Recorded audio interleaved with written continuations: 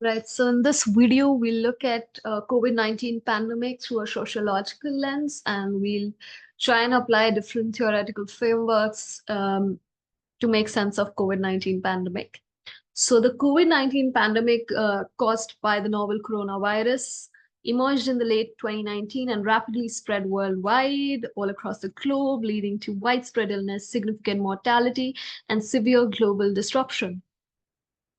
So, structural functionalists would analyze how the pandemic disrupted social institutions like family, education, economy, healthcare, and how these institutions adapted to maintain social stability.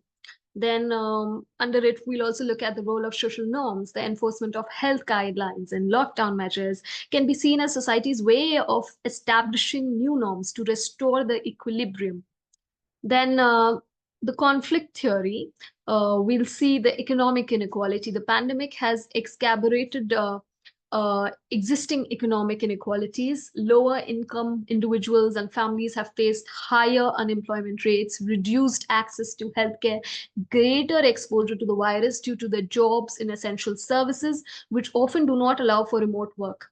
This disparity in healthcare access has been starkly revealed. Wealthier individuals can afford better healthcare, private hospitals, and even early access to vaccines, while poorer communities often rely on overcrowded public health systems.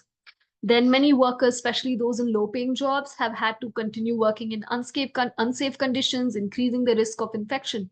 This highlights the power dynamics and the exploitation in the labor market.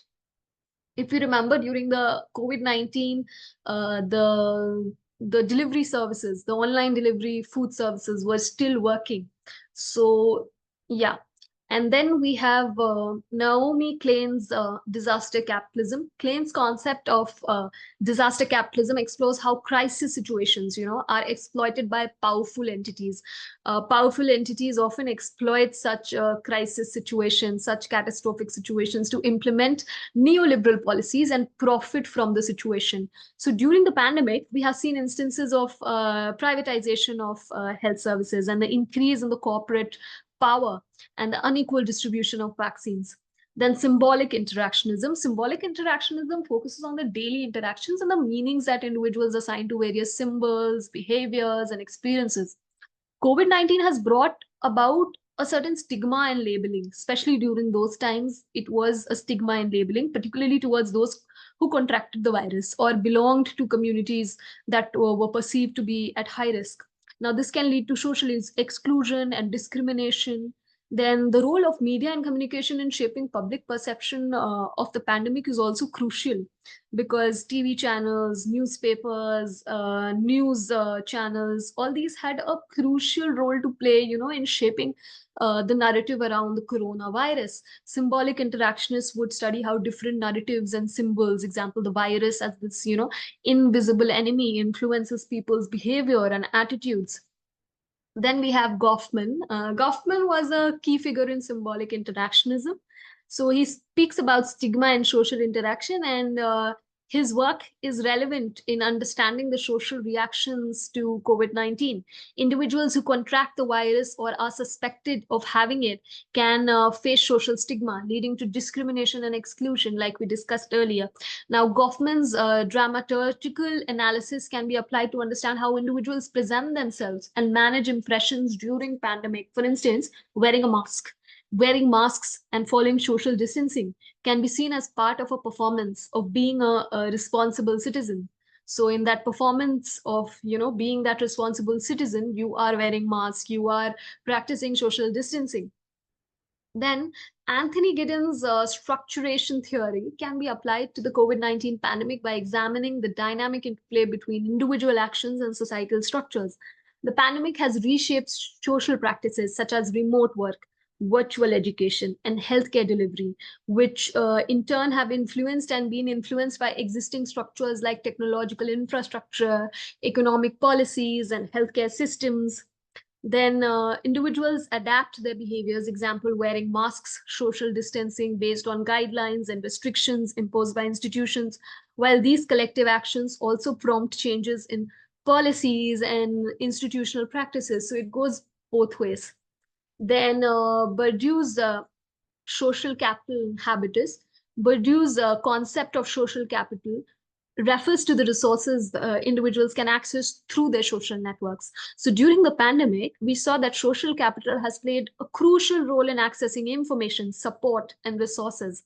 Often people with networks, people with access and some sort of connection had an advantage in availing certain services and resources. So the next is habitus. Bourdieu's idea of habit is the deeply ingrained habits, skills, and dispositions that individuals possess can be used to understand how different social groups have adapted to the changes brought by the pandemic. Now, the ways people respond to public health measures can be influenced by this habitus. Then, very, very important is Ulrich Beck's risk society. It's a very important concept. So, Beck's concept of a risk society is highly relevant to the COVID-19 pandemic and also the ongoing situation of this uncertainty with climate change and everything. Anyway, we'll discuss that later. But regarding COVID-19 pandemic, it describes how modern societies are increasingly concerned with managing and mitigating risks. So we are a high risk society, particularly those that are global in nature. Now, the pandemic has highlighted the interconnectedness of the global risks and the need for collective action. When we have the critical race theory focuses on the intersections of race and power, highlighting how systemic racism shapes social structures and experiences. So the pandemic had disproportionately affected racial and ethnic minority communities, revealing long-standing health disparities and systemic racism in healthcare access and treatment. Then minority groups are overrepresented in essential jobs and underrepresented in high-paying jobs, leading to higher exposure to virus and economic vulnerability. Then the enforcement of lockdowns and public health measures has often disproportionately targeted minority communities, reflecting broader patterns of racial discrimination in law enforcement. Then we have David Harvey's spatial dynamics and urban sociology. Harvey's work on spatial dynamics and urban sociology can be applied to understand how the pandemic has affected different geographic areas differently, with urban areas experiencing unique set of challenges compared to the rural ones. Then, lastly, we have the feminist theory. Feminist theory examines gender inequalities and the ways in which gender shapes social experiences and institutions. So, there has been a gendered impact, and women have been disproportionately affected by the pandemic, bearing the brunt of increased caregiving responsibilities, job losses, and domestic violence. Feminist theories would analyze how gender roles and expectations have contributed to these disparities. Now, the majority of healthcare workers, particularly nurses and caregivers, are women. So, feminist theories would critique how policy responses to the pandemic may have overlooked or inadequately addressed the specific needs and challenges faced by women. So, that's about it. I hope this video was helpful and informative. And thank you if you've watched till here. Please subscribe and give your suggestions in the comment box. Thank you.